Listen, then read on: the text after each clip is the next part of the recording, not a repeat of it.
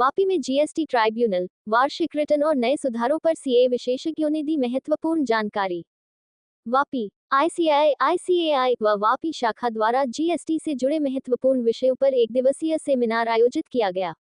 Seminar का विषय था रीसेंट डेवलपमेंट्स इन जीएसटी और gearing up for GST tribunal, जहां विशेषज्ञ चार्टर्ड अकाउंटेंट्स ने जीएसटी अपीलेट ट्राइब्यूनल, वार्षिक रिटर्न और नए सुधारों के बारे में विस्तार से जानकारी दी।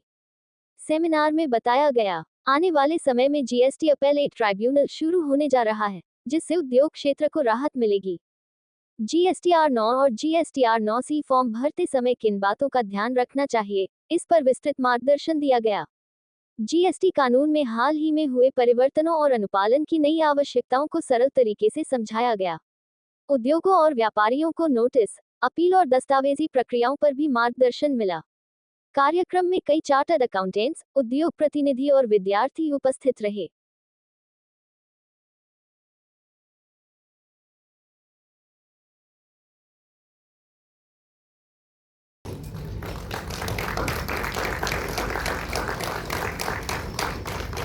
जो सेमिनार હતો એ આ જીએસટી વિશે જે રિસન્ટ બધા ડેવલપમેન્ટ થયા છે, જે ફેરફારો થયા છે અને જીએસટીઆર 9(9)C જે એન્યુઅલ રિટર્ન જીએસટીના જે ભરવાના હોય એના વિશે જે અત્યારે ડ્યુ ડેટ અત્યારે આવશે 24-25 ફાઇનાન્શિયલ યરમાં, એના વિશે મેમ્બર્સને અને ઇન્ડસ્ટ્રીને જાણકારી આપવા માટે સેમિનાર યોજાયો છે। કયા મુદ્દા પર ચર્ચા થઈ?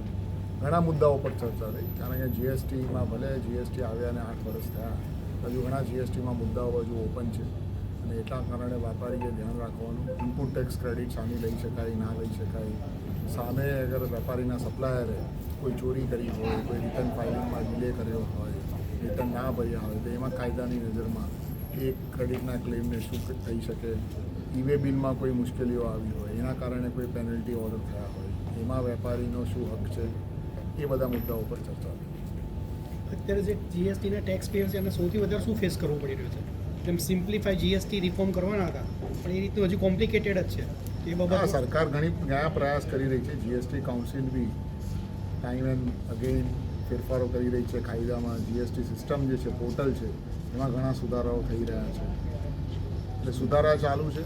સૌથી મોટી તકલીફ જીએસટીમાં આજે થઈ રહી છે તો એ જે ટેક્સ એડમિનિસ્ટ્રેશન જે બદલાવ આવવો જોઈએ અને જે એક પ્રકારની સમજણ આવવી જોઈએ, એના કારણે ના હોવાના કારણે ટુ અ સર્ટન એક્સટેન્ટ ઘણા વેપારીઓએ ખોટી ડિમાન્ડ ફેસ કરવી પડતી હોય છે અને એના કારણે લિટિગેશન ખોટું થઈ રહ્યું છે। સુમિતભાઈ, આજના કાર્યક્રમમાં કોણ કોણ ઉપસ્થિત રહ્યું?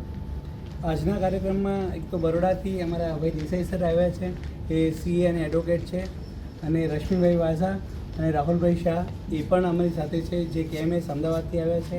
સાથે સાથે વીડીજીપીએ અને વલસાડ ટેક્સ પ્રેક્ટિશનર એસોસિએશન એ પણ આવ્યું છે, અને બધા જ મીડિયા કર્મીઓ અહીં આગળ આવ્યા છે, જેનું અમને સ્વાગત કરવાનું એક આજે અવસર મળ્યો છે। તો એના માટે ખરેખર વાપી સીએ ઇન્સ્ટિટ્યૂટ વતી હું બધાનો જ ખરેખર દિલથી આભાર માનું છું।